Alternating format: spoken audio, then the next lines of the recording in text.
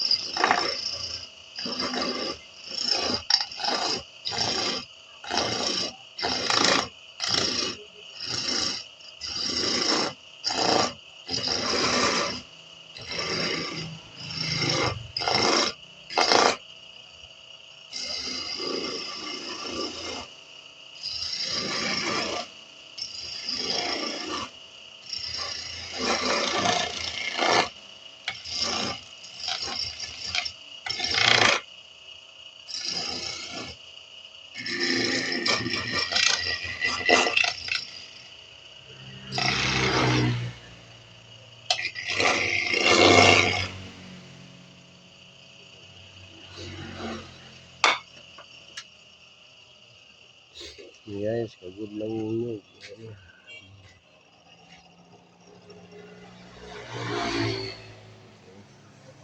Ubusin yan guys, ubusin natin yung kagod natin.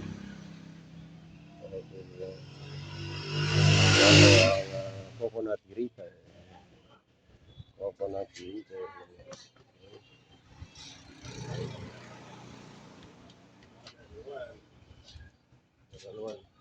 Ubusin natin yung lahat guys dahil dapat maubos.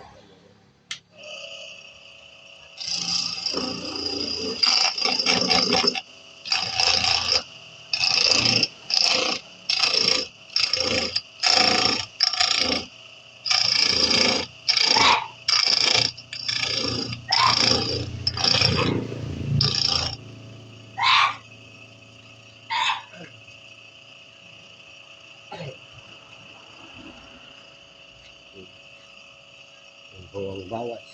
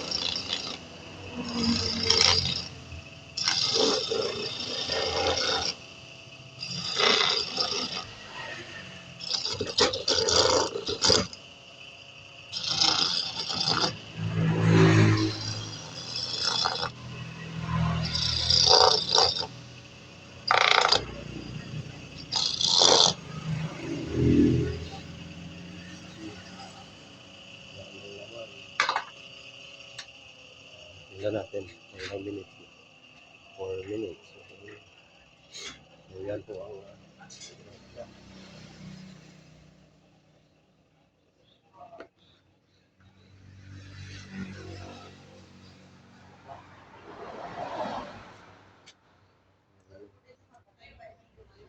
dandahan lang guys magawa dito.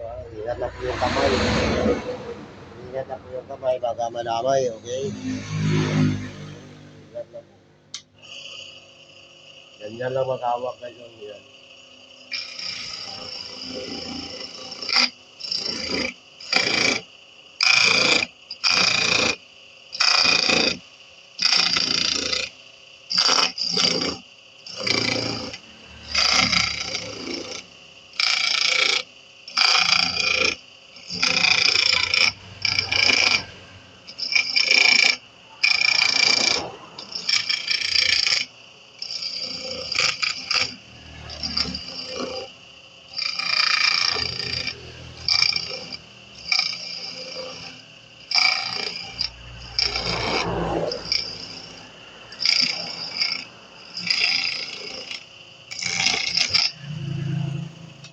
magka-good guys, ganyan oh.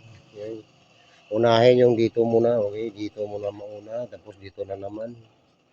Yan, magkagawa yan. Tingnan mo yan. Yung pinaka-lips muna unahin yan. Tapos dito na naman sa loob. Okay? Para tuloy-tuloy po, okay? Yan po. So, 9 minutes, 6 minutes.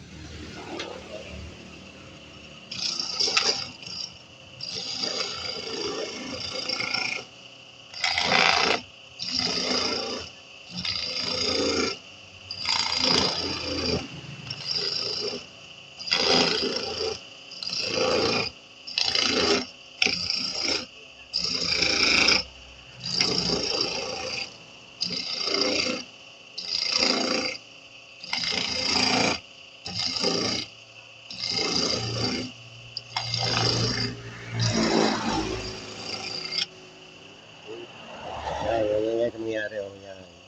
So, mula dito, papunta dito sa baba. Okay? Mula dito sa taas, papunta sa baba. Ganyan po ang magagamit niyan ng coconut grater. Okay?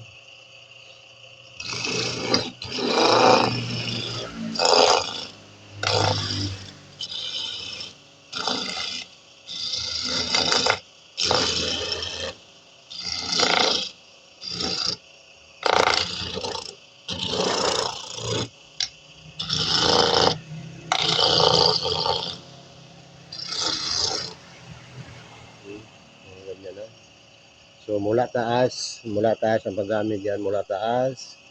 Tapos dito na naman sa gitna at hanggang maubos. Okay? Yan po ang paggamit ng coconut grater natin. So, ganito na guys. Okay? Para natin sip-sipin ang mga natitira kasi makukuha na yung parang brown niya. Okay? Hanggang dyan lang yan. Tapos okay na yan. Okay? Maraming salamat sa inyong lahat. At yan po. Iubos natin yan. Oh. Iubos. Pero wala tayong time. Okay? Hanggang 7 minutes lang tayo. Okay, maraming salamat po. Yan po ang ating coconut grater machine. Yan po. Ako lang gumawa nito guys. Okay. Ang motor nito is mula sa electric pan. Electric pan yung motor niya. Tapos ginawan ko na lang ng mga box at saka frame. Ako rin gumawa ng mga nito. Yan o. Yung sander lang yan guys. Sander. Paggawa nito is yung sander lang yan. Okay, sander. Tapos ito yung parang sa ano, yung halo. Okay, improvise lang yan guys. Ito ay labador din ito. Okay, labador. So yan po ang kabuuan ng ating coconut grater. So sa inyong lahat guys, maraming salamat po sa pagpanood. At bigyan up shout out sa inyong lahat guys. Okay, bigyan up shout out. Yan po ang coconut grater. Yan po. Ito yung mga ano niya. Yan. Yung pagkakabuo gawa niya. Yan po. Okay. Hanggang dito na lang at maraming salamat. Thank you guys.